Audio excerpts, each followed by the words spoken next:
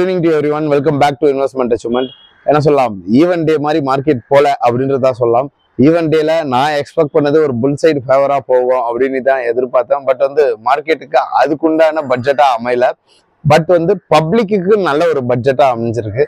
ஒரு tax exemption, ஒரு 12 லட்சம் ரூபாய்க்குள்ள சம்பாதிக்கிறவங்க டாக்ஸ் கட்ட தேவையில்லை அப்படின்னு சொன்னது ஒரு பாராட்டுக்குரிய விஷயம். நல்ல ஒரு என்ன சொல்றது, நிர்மலா சீதாராமன் மேடம் நல்ல ஒரு அனௌன்சியேஷன் தான் கொடுத்துருக்குறாங்க. ஆனால் பட் மார்க்கெட்டுக்கு நல்ல அனௌன்சியேஷன் கிடையாது. மார்க்கெட்ல எல்டிசிஜியோ இல்லை எஸ்டிசிஜியோ இது மாதிரி ஷார்ட் டேர்ம் கேபிட்டல் கெயின் இதெல்லாம் ஏதாவது ஒரு டேக்ஸ்ல ரிடம்ஷன் கொடுத்துருந்தாங்கன்னா மார்க்கெட்டுக்கு பாசிட்டிவ் நியூஸ். பட் அப்படிப்பட்ட பாசிட்டிவ் நியூஸஸ் வரல. அண்ட் நம்ம எதிர்பார்த்த செக்டாருக்கு வரும்னு நினைச்சோம், நாமத்தை சாப்பிட்டுறாங்க கோவிந்தோ அப்படின்னு தான் சொல்லலாம். நியூஸ் பேஸ்ல ட்ரேட் பண்ணக்கூடாது, நம்ம நியூஸ் பேஸும் ட்ரேட் பண்ண போறது கிடையாது. பட் எதுக்கு நம்ம இதை சொல்றோம்னா, நம்ம எக்ஸ்பெக்ட் பண்ணதுக்கும் ரியாலிட்டியும் எப்படி கம்பேரிசன் பண்ணிக்கிறோம்.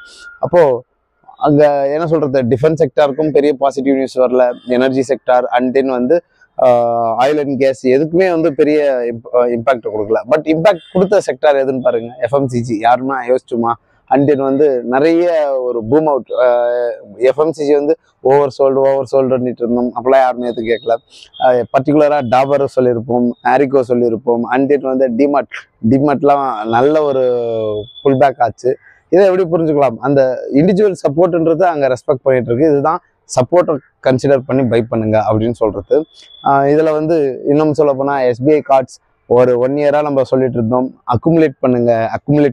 இண்டிவிஜுவல் சப்போர்ட்ல 650 ஸ்ட்ராங்கான சப்போர்ட். அந்த சப்போர்ட்டை உடைக்காது, அந்த சப்போர்ட்ல வாங்குங்கன்னு யார் அதை செஞ்சாங்களோ அவங்களுக்கு ப்ராஃபிட். அப்போ நியூஸ்க்கும் இந்த இண்டிவிஜுவல் சப்போர்ட் அண்ட் ரெசிஸ்டன்ஸ்க்கும் எப்படி இம்பாக்டை கொடுக்குது?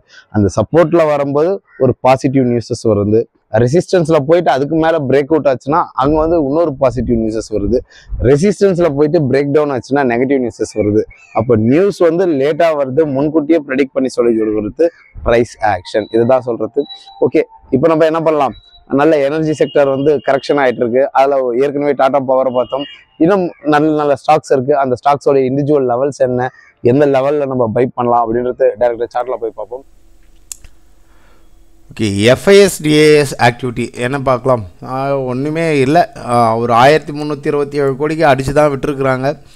டிஏஎஸ் முட்டு கொடுக்குற மாதிரி ஒரு 824 கோடிக்கு வாங்கியிருக்கிறாங்க. பிப்ரவரி ஸ்டார்டிங்லேயே அமோகமாக தான் இருக்குது. ஒரு நண்பர் கேட்டிருந்தார், சார் புல்லிஷ் பயாஸ்க்கு திரும்பிடுச்சா அப்படின்ட்டு. நம்ம சொன்ன ஜோனையே உடைக்கலைங்க. இது ஒரு ஷார்ட் கவரிங் ரேலியாக தான் நம்ம கன்சிடர் பண்ணுவோம். எதனால் இது ஒரு ஷார்ட் கவரிங் ரேலினா, இந்த ட்ரெண்டு உடைச்சிருக்கு அப்படின்ட்டு அவருடைய வாதம். பட் நம்ம ஓவரால் ட்ரெண்டை பார்க்கணும். ஓவரால் ஆல் டைம் ஹையிலேருந்து மார்க்கெட் செல்லிங் கிரிப்பில் தான் இருக்குது. டுவர்ட்ஸ் இந்த ரேஞ்சை உடைக்கணும். இதெல்லாம் உடைச்சி ரிவர்சல் ஆகும்போது தான் மார்க்கெட் மேலே போகும். என்னை பொறுத்தவரைக்காலும் பியூர்லி மார்க்கெட் புல்லிஷ்க்கு திரும்புதுன்னா அந்த 24,200 இது ஒரு ஷார்ட் கவரிங் ரேலி. இதை உடைச்சாதான் நம்மளுக்கு ஒரு ஆறுதல் பரிசே கிடைக்குது அப்படின்றத டிக்ளேர் பண்ணலாம். அது ஒரு காலம் இதுக்குள்ளார ஒரு சாப்பினஸ் தான் மார்க்கெட், சரிங்களா? இதில் இருந்து பிரேக் அவுட் அண்ட் ரீடெஸ்ட் வரும்போது தான் மார்க்கெட் ட்ரெண்ட் ரிவர்சல், அதாவது லோயர் லோவில் மார்க்கெட் இப்படி திரும்பி மேலே போக போகுது அப்படின்றது வி கேன் வெயிட் அப்படின்றது தான் சொல்லலாம். கோத்ரேஜ் கன்சியூமருடைய லெவல்ஸ் என்ன, அண்ட் தென் நம்மளுடைய பவர் செக்டாரில் இருக்கிற ஒரு ஸ்டாக்கையும் எடுத்து வச்சுருக்கிறோம். கோத்ரேஜ் என்ன சொல்லலாம், கிளியராக ஒரு எக்ஸாக்ட் ஒரு பாட்டம் அவுட்லேருந்து நல்ல ஒரு புல் பேக். இந்த புல் பேக் ரேலி எவ்வளோ தூரம் மேலே ஏறி இருக்கிறாங்க? கிட்டத்தட்ட ஒரு 15% ஏறி இருக்காங்க. ஓவரால் ட்ரெண்ட் என்ன? கோத்ரேஜ் கன்சியூமரை அக்குமுலேட் பண்ணலாமா, எஃப்எம்சிஜி செக்டாரை ஃபோக்கஸ் பண்ணுங்கள் அப்படின்ட்டு இருக்கோம். இது ஒரு ட்ரெண்டிங் வைஸ் மார்க்கெட்டில் தான் போகுது. இந்த ட்ரெண்டிங் இப்போ இங்கேருந்து மார்க்கெட் மேலே போய்ட்டுருக்குங்க இல்லையா? இது ஆன்கோயிங் ட்ரெண்ட். மார்க்கெட் ஒரு ஏறுச்சுன்னா ஒரு கரெக்ஷன், மறுபடியும் ஒரு ஏறுச்சுன்னா ஒரு கரெக்ஷன். இந்த கரெக்ஷனுக்கு உண்டான ஜோன்லேருந்து புல் பேக் ஆகுமா? இந்த ஜோன் ஒரு ஸ்ட்ராங்கான ஒரு சப்போர்ட் ஜோன் தெரியுதுங்களா? கிளியராக மார்க்கெட் ஒரு ஸ்விங் ஆகி போச்சுன்னா ஒரு கரெக்ஷன், மறுபடியும் ஒரு சைட்வேஸ், மறுபடியும் ஒரு ஸ்விங் ஆகி மறுபடியும் ஒரு கரெக்ஷன். இப்போ இந்த கரெக்ஷன்லேருந்து புல் பேக் ஆனால் எவ்வளோ தூரம் போவாங்க? ஒரு ஷார்ட் டேர்ம் டார்கெட் எதிர்பார்க்கலாம் ஒரு 1500க்கு. இப்போ இந்த இடத்துல வாங்கலாமா? 15% ஏறி இருக்கு இல்லையா? அதனால் நம்ம பொறுமையாக இருப்போம். மார்க்கெட்டை வால்டாலிட்டியாக கொடுக்கறதுனால இன்கேஸ் ஒரு பை ஆன் டிப்ஸுக்கு நீட்டு ஒரு 1089 ரூபாய்க்கு நம்மளுக்கு வாய்ப்புகள் கிடைத்தா இந்த இடத்துல என்ட்ரி போட்டு ஸ்டாப் லாஸை கீழே வச்சுட்டு வெயிட் பண்ணுங்கள். ஃபர்தராக மார்க்கெட் மேலே மூவ் ஆகிறதுக்கு வாய்ப்புகள் உண்டு. அப்போ நம்ம வாங்க வேண்டிய இடம் என்னன்னு பார்த்திங்கன்னா இந்த 1089 அந்த லோலேருந்து ஒரு புல்பேக் கிடச்சிதுன்னா ஒரு 37% ஆஃப் ஸ்விங்கு கிடைக்கும். பொசிஷன் வைஸில் ஹோல்ட் பண்ணும், அவசரப்படக்கூடாது. ஒரு ஃபண்டமெண்டலி ஸ்ட்ராங்கான நிறுவனம் ஆல் டைம் ஐயிலேருந்து நல்லாவே கரெக்ஷனை கொடுத்துருக்கு. என்ன சொல்லலாம், ஒரு ஆல் டைம் ஐயிலேருந்து இந்த ஸ்டாக் ஒரு 31% இறக்கத்தை கொடுத்துருக்குறது.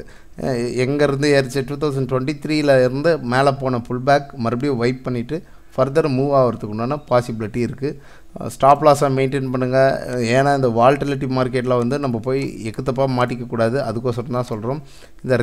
இந்த ரேஞ்சை உடச்சி ரீடெஸ்ட் தான் வந்திருக்கு.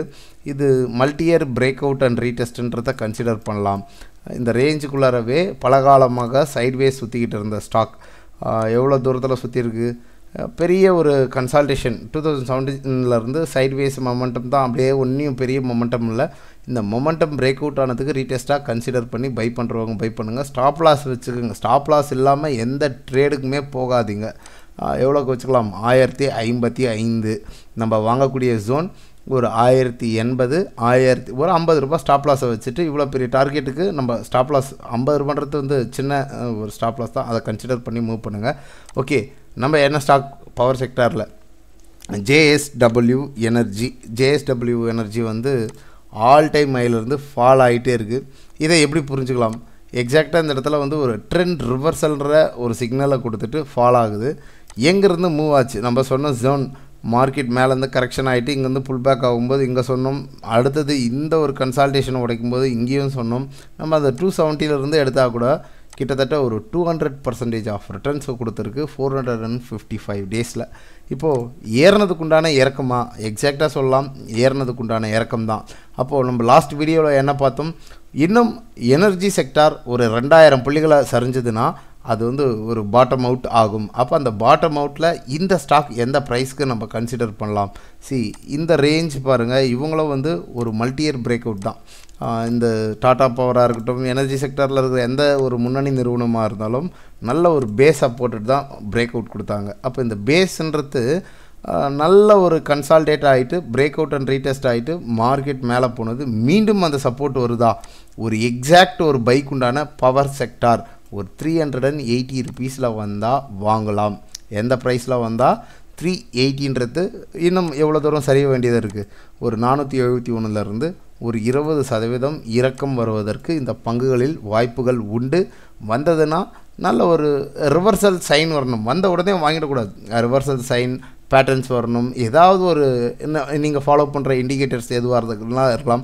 ஒரு பை சிக்னல் கிடைக்கும்போது வி கேன் பை 380 பை பண்ணிவிட்டு ஒரு 370 எஸ்எல்எம் மெயின்டைன் பண்ணலாம். இல்லை இன்னும் நம்ம கொஞ்சம் ஹண்டிங்க்கு விடுறோம், ஒரு ஹண்டிங்னா ஒரு சாப்பினஸ்க்கு ஒரு எடுத்துகிட்டு வருவாங்க, ஃபியரை க்ரியேட் பண்ணுவாங்க. அந்த ஃபியர் எவ்வளோ தூரத்துக்கு வரும்னு பார்த்திங்கன்னா ஒரு 350 வரைக்காலும் ஃபாலோ ஆனாலும் நம்ம ஹோல்ட் பண்ணலாம். 380 பை பண்ணுறோம், 350 ஸ்டாப் லாஸ் மெயின்டைன் பண்ணுறோம். அதுக்கு கீழே பிரேக் அவுட் ஆகும்போது தான் மார்க்கெட் ஃபர்தர் சப்போர்ட்டுக்கு ப்ரீவியஸ் லோவுக்கு வரும். அப்போ நம்ம இன்வெஸ்டர் மைண்ட் செட்டில் நீங்கள் வாங்குறீங்கன்னா முதல் பகுதியை இந்த இடத்துல பதிவு பண்ணலாம். இரண்டாவது பகுதி இங்கே வாய்ப்பு உடச்சி இப்படி கிடச்சதுன்னா வி கேன் கன்சிடர் இதெல்லாம் பையருக்கு உண்டான ஆப்பர்ச்சுனிட்டியாக எடுத்துக்கலாம். 200ன்றது ஃபாலோ ஆகும். நடுவில் போயிட்டு நம்ம ஆவரேஜ் பண்ணுறோன்னுட்டு பாருங்கள், இங்கே போயிட்டு நான் இங்கே ஆவரேஜ் பண்ணுறேன்னு எவ்வளோ பணம் இருக்கும் நம்மக்கிட்ட நம்ம அவ்வளோ பெரிய பிளேயர்ஸ் கிடையாது. நம்மளே வந்து ஏதோ ஒரு பணத்தை எடுத்துகிட்டு வரும், சின்னதாக எடுத்துகிட்டு வந்து போட்டு கொஞ்சம் லாபத்தை எடுக்கணுட்டு தானே வரும். அப்போ ஆவரேஜ் பண்ணி மார்க்கெட் இந்த ஜோன் வந்துட்டு திரும்பும்போது நம்ம எக்ஸிட் பண்ணிட்டு வருவோம். மார்க்கெட் பெரிய ரிட்டர்ன்ஸை கொடுத்துரும். லேர்ன் அண்ட் தென் ஏர்ன் அப்படின்றது தான் நம்ம டெக்னிக்கல்ஸாக லேர்ன் பண்ணணும். ப்ரைஸ் செக்ஷனை ப்ராப்பராக லேர்ன் பண்ணி ஏர்ன் பண்ணணும் அப்படின்ட்டு விருப்பப்படக்கூடிய நண்பர்கள் February பேட்சஸ்க்கு வெபினாரில் ஜாயின் பண்ணலாம். ட்ரெயினர் நான் தான். வெபினார் வந்து லைவ் மீட்டிங்கில் தான் போகும். நோ மோர் ரெக்கார்டிங் கிளாஸஸ்க்கு உண்டான டீட்டெயில்ஸ் ஏதாவது வேணுன்றவங்க என்னுடைய வாட்ஸ்அப் நம்பருக்கு டெக்ஸ்ட் பண்ணுங்கள். கிளாஸஸ்க்கு உண்டான fee 4K. Every Saturday and Sunday மட்டும்தான் கிளாஸஸ் 7 PM to 9 PM.